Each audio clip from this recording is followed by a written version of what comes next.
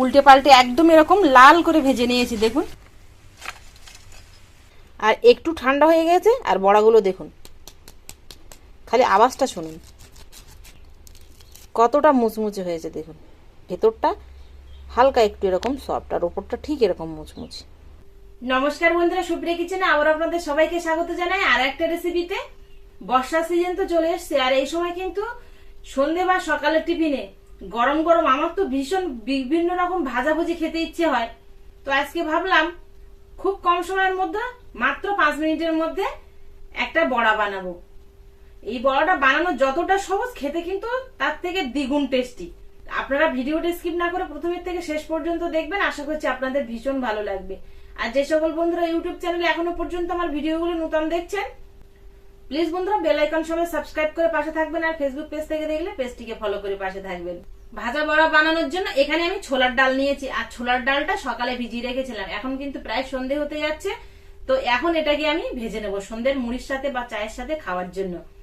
এই ছোলার ডালটা কিন্তু পেস্ট করতে হবে, তবে কিন্তু একদম মিহি পেস্ট না। আপনাদের আমি দেখাচ্ছি যে কিরকম পেস্টটা রাখতে হবে। তো শিল থাকলে শিলে করে নেবেন, মিক্সার থাকলে মিক্সারে করে নেবেন। আর আমার কাছে মিক্সার নেই, সেই জন্য আমি গ্লাসে পেস্টটা বানাবো। ডালটা 5-6 ঘন্টা মতো ভিজিয়ে রেখেছিলাম, খুব সুন্দর কিন্তু ভিজে নরম হয়ে গেছে। এই দেখুন, হাত দিয়ে এভাবে করছি তো ভেঙে যাচ্ছে। এবার আমি এখানে একটা গ্লাস নিয়েছি, গ্লাসের মধ্যে এটাকে থেতো করে নেব, তবে কিন্তু পুরো থেতো হবে না।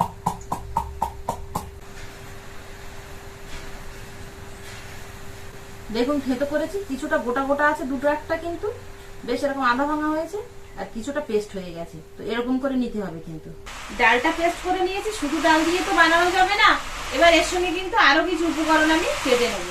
আর আমার এই ডালের বড়া বানানোর সাথে সাথে কিন্তু আকাশে প্রচুর পরিমাণে মেঘ হয়ে যা বৃষ্টি হচ্ছে ভীষণ বাইরে।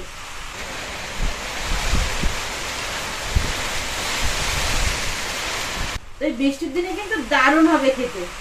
ডালটা বেটে নিয়েছি, কিছুটা দেখুন এরকম কচি কচি আছে, কিছুটা একটু আধা ভাঙা, দুটো একটা আবার একটু মোটা আছে মানে ফুল, আর কিছুটা একদম এরকম মিহি পেস্ট হয়ে গেছে। এখানে নিয়েছি একটা পেঁয়াজ। এই পেঁয়াজটা কিন্তু যত সরু করে কাটা যাবে তত ভালো হবে।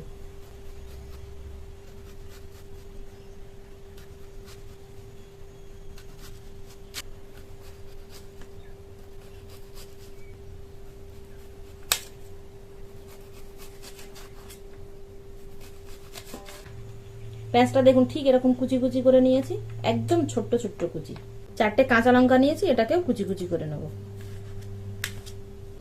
মাঝখান দিয়ে একটু চিড়ে নেব, তারপরে কুচি কুচি করে। আর নিয়েছি একটা কারি পাতা,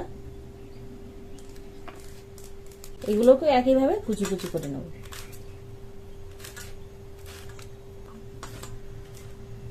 আর নিয়েছি ধনে পাতা, কেউ একইভাবে কুচি কুচি করে নেব।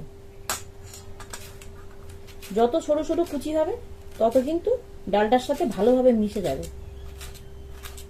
আর নিয়েছি 4 কোয়া রসুন আর 1 কুচি আদা, এটাকে গ্রেট করে নেব।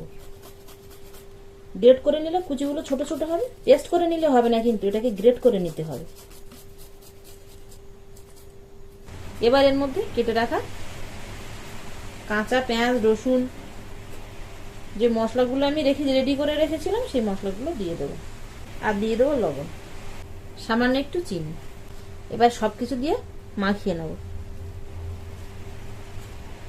আর দিয়ে দেবো একদম 1 চিমটি হলুদ গুঁড়ো, আর 2 চিমটির মতো কাশ্মীরি লঙ্কার গুঁড়ো, আর দিয়ে দেবো 1 চামচ বেসন।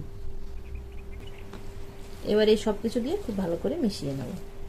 বুটটা পেস্ট করেছি, একটু ছাড়া ছাড়া থাকবে মানে ঢিলা ঢিলা থাকবে, আর সেই জন্য বেসন দিলাম 1 চামচ। বেসনটা দিলে এটা টাইট হয়ে যাবে। সবকিছু দিয়ে মিশিয়ে নিয়েছি, এবার এগুলোকে গরম তেলে দিয়ে ভেজে নেব। তেলটা সেইটা আমি আগে থাকতে গরম করতে বসিয়ে দিয়েছিলাম। এবার এই ডোয়ের থেকে অল্প অল্প করে নেব, আর হাতের সাহায্যে এইভাবে পাকিয়ে নিয়ে ঠিক এরকম করে সুন্দর করে একটা পাতলা করে শেপ দিয়ে নেব। সব সাইডে যেন সমান হয় এরকম ভাবে। এটা কিন্তু 2 হাতেও করতে পারেন আপনারা। আমার একটা হাতে ফোন ধরে আছে আমি, আর একটা হাত দিয়ে বানাচ্ছি, তো সেই জন্য 1 হাত দিয়ে বানাচ্ছি। তো এরকম একটা ডিম্বাকৃতির শেপ দিয়েছি, গোল লম্বা যেরকম খুশি আপনারা সেরকম শেপে বানাতে পারেন। তো এটা কিন্তু গরম তেলের মধ্যে এবার দিয়ে দিতে হবে।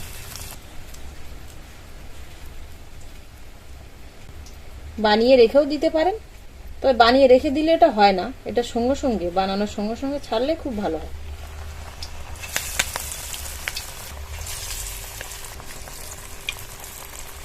সবগুলো দিয়ে নিয়েছে, আর আস্তে আস্তে কিন্তু এগুলো ফুলেও উঠবে। দেখুন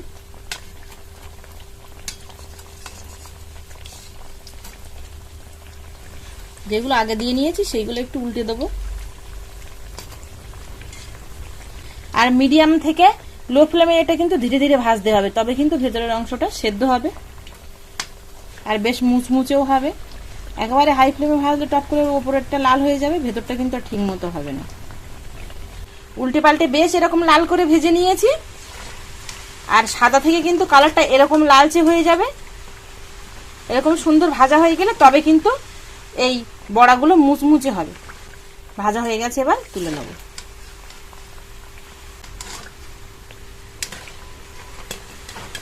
সবগুলো তুলে নিয়েছি।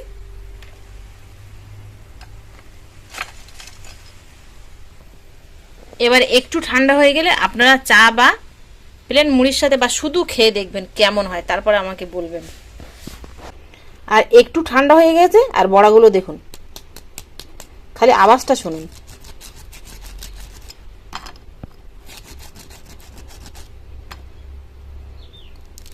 কতটা মুচমুচে হয়েছে দেখুন, আর ভেতরটা হালকা একটু এরকম সফট, আর ওপরটা ঠিক এরকম মুচমুচে। এরকম বৃষ্টির দিনে যদি এরকম ডাল বড়া থাকে তাহলে আর কিছু লাগে বন্ধুরা?